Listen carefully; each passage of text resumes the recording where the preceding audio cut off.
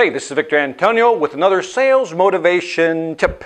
One of the things that we can do as managers is lower expectations. I know what you're thinking, but if you lower expectations, Victor, they won't perform. Maybe not. Sometimes by lowering the expectations of what we expect from somebody, especially somebody who's just come on board for the first time, by lowering the expectations, even though you know they'll exceed them, by lowering expectations, you reduce the pressure that they feel.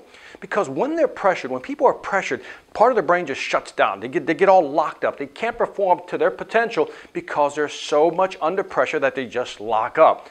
But by lowering the pressure as a manager, as a coach, what you're doing is freeing up that mental space so they can actually think about how to do things. Knowing that if they make mistakes, it's okay because you've lowered the expectations.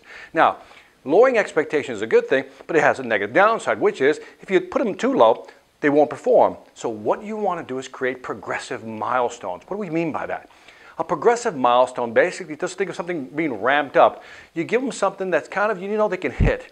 Then you give them something else that you know they can hit again. And then you start getting progressively tougher with them.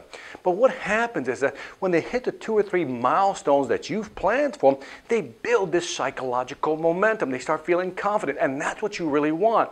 So again, pick a time frame that you want to train a person. For example, 3 months. Let's say that a new employee comes on and you want them to actually start adding value to your company in 3 months.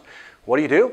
Develop some progressive milestones. Begin with some low-hanging fruit. Easy things that you know they're going to be able to do. Then progressively make them tougher. So by the time we get to the 3rd month, they're hitting the ground running, and that's what you want. So by lowering expectations at the beginning, we just give them enough time to reduce the pressure in their mind, but also to build that psychological momentum to keep them going forward and become better salespeople.